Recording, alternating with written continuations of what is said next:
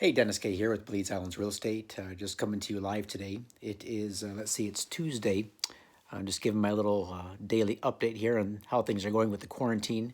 Tuesday, March 24th, here in Strasbourg, France. So obviously still under the shutdown here, still under the quarantine. So we're spending yet another day in the house.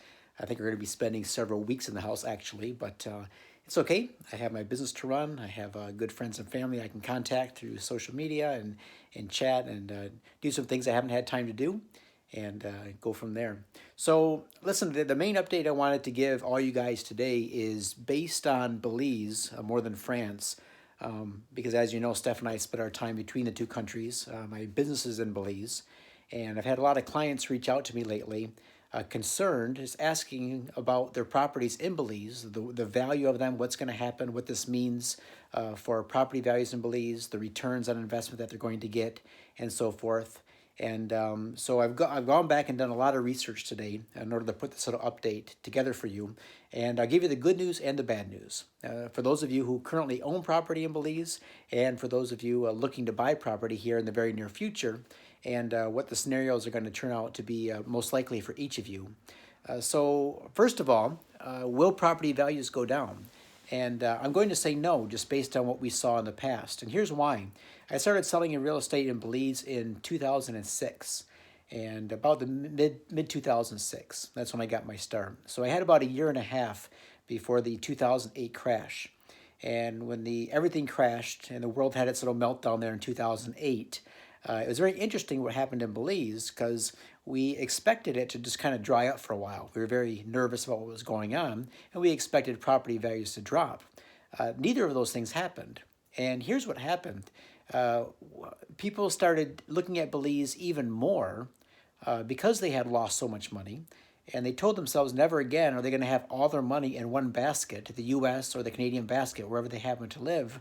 And so they were looking at Belize as a plan B, somewhere to park some cash, not necessarily to make a high return, but just as a safe place to put their money. And they knew that Belize was an up-and-coming destination, it had a good track record of growth, and so they started buying properties in Belize even more than they were before. Now, what was very interesting is a certain percentage of our buyers did dry up. Those who could barely afford properties before, those who were just making it a stretch anyway. But what had happened was we found pockets of buyers that the economy did not affect. For example, the Alberta oil money, that was still there. So we had a lot of buyers coming down in 2009, 10, 11 from places like Calgary, Edmonton, the oil sands up in Fort McMurray, because that economy wasn't affected in the 2008 crash. Now, granted, a lot of the properties we're selling to those families weren't your high-end properties. They weren't, your $500, $600, $700,000 high-end homes and oceanfront condos.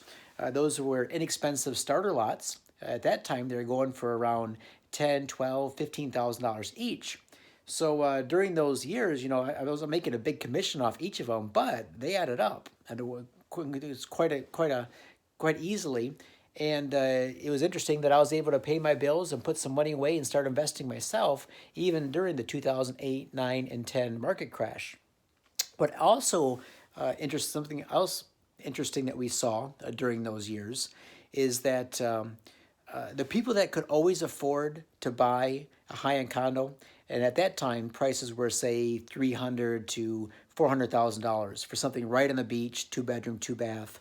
Those clients never really got hit that hard.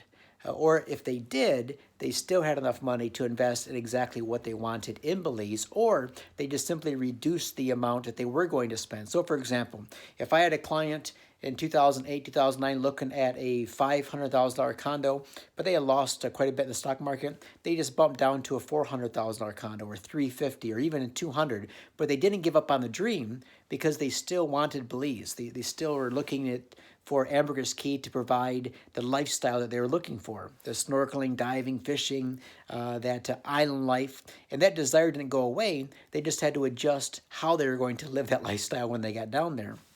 So it's very interesting. Property values did not go down in value. Sales went up, actually. Some of our buyers went away, but they were replaced by others.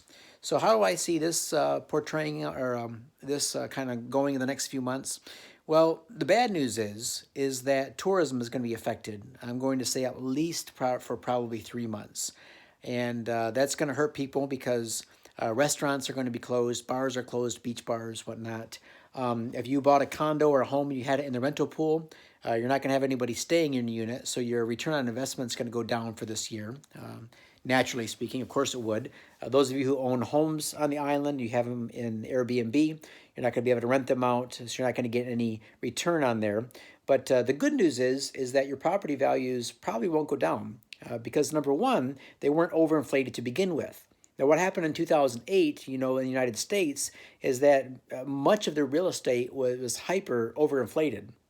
You'd have a price tag of $700,000 on a home in Florida when it was really worth 2 or 250. So it's artificially inflated. In Belize, we don't see those numbers like that. So when you look at property listings on my website or anybody else's website, and you see a condo listed for $300,000, that's actually fair market value, and there might not even be a lot of profit in there for the builder. By the time you add up the cost of the beachfront, the cost to build, the cost to furnish, all that, the labor, it's an island. Ambergris Caye is an island. So shipping materials out to the island can be a lot more than just having something built in the mainland. And so when you look at a piece of beachfront, for example, we got beachfront properties right now north of Secret Beach going for $175,000. When you look at anywhere else in the Caribbean or any oceanfront, lakefront property in the United States, $155,000 for a true beachfront, that's not overinflated. I just think we're going to see a price drop at all. I do think we're going to see uptick in sales. They might be slow for April, May, and June till people can start to come down again and put their feet on the island and explore a bit.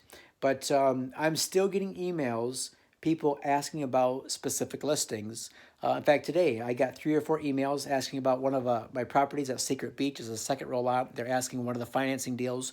I'm kind of shocked. I'm like, the world is gone crazy over this coronavirus. And here people are saying, you know what? My job, my business is secure enough. I have the money. I'm willing I'm ready to fork out $90,000 for a second roll lot because I know that's where I want my retirement home to be. So right now I'm taking a little step back from advertising. I don't know if I feel comfortable just pushing out listings and kind of making it seem like nothing's going on and everything's fine in the world. So I'm not pushing, but I am still getting a lot of interest.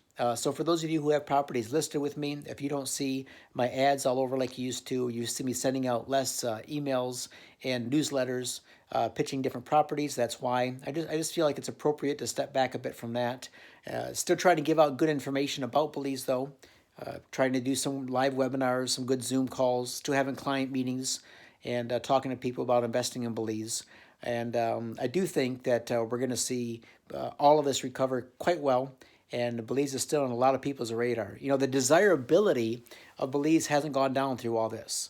It's still highly desirable for all the reasons people were looking at it before. English speaking, the Belize dollar is pegged to the US dollar on a 2-to-1.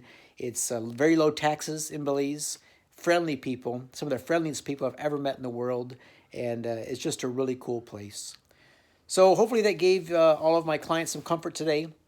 So if you own property there, don't worry. It is safe. It's secure. If you have a mortgage in Belize, maybe somebody sold you a property to seller financing, do what you can and keep making those payments.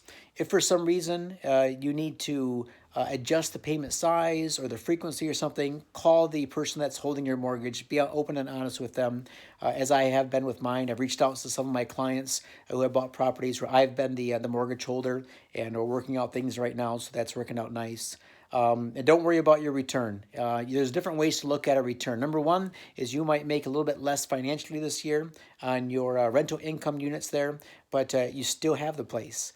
And so the return you get on your lifestyle, going down, using it, making memories with you and your family, that hasn't been lost. Maybe lost for the next 2 or 3 months, but that's still going to be there. You still have a beautiful place on Ambergris Caye, and you're going to be able to use that place for years to come.